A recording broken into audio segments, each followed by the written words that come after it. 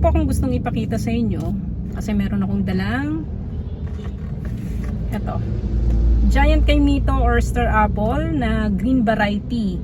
Ito ay dahil giant, ang timbang nito more than half kilo. So meron pa akong isa dito.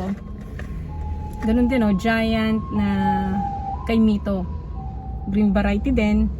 At more than half kilo rin po ang isa. So itong dalawang to ay 1.5 kilo. Yan. Para mas makita po natin yung difference nila sa violet na Kaimito o purple Kaimito. Malaki rin po ito kasi yung 4 na piraso nito ay halos 1 kilo or 1 kilo ang 4 na piraso nito. Pero tingnan niyo po di ba? Ang laki ng difference ng size nila. Pero malalaki rin po ito. At para mas makita pa, meron din akong dala ditong Davao Pomelo. Itong Davao Pomelo po na to ay regular size na ng Davao Pomelo. At pag pinagtapat nyo po sila, see? Halos magkasing laki na rin, no? Ayan.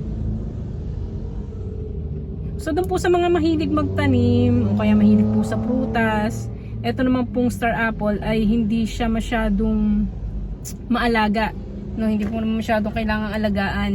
At meron din tayong mga available na mga grafted seedlings na kung gusto po natin na mas maaga tayong makapag-harvest, yung mapakinabangan kagad natin yung ating mga tanim.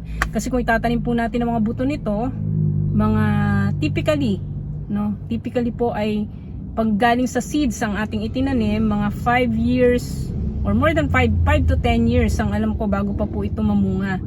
Itong Star Apple, no, mapa violet variety or green variety.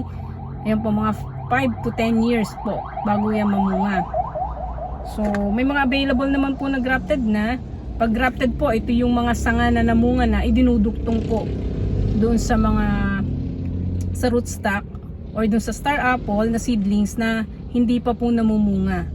So may mga available naman po tayo niyan, no, para doon sa mga gusto kagad mapakinabangan or doon sa mga naiinip. Pwede rin po ito doon sa mga malalaking container itanim. Kung meron po tayong mga or yung kung malaki ang ating bakuran, pwede naman po kayong magtanim. At para naman po doon sa mga wala pong malaking bakuran, pwede po yan sa malalaking container. Tsaka hindi rin po siya masyadong alagain. Kaysa po tayo ay bumili, ano po, kasi ang halaga ngayon ng Star Apple nasa 140 pesos per kilo. Meron kayong makikitang iba na mas mababa ng konti, pero pricey pa rin siya.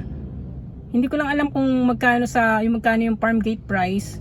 Yon, mas mababa ng konti, siguro mga nasa 80 per kilo yon or 100 per kilo. Pero mas makabubuti pa rin po kung mismong tayo na ang magtatanim. Ano po? So mas makakatipid at mas masaya pa na ang kinakain po ninyo ay mula sa inyong mga tanim. So, yun lang po. Thank you.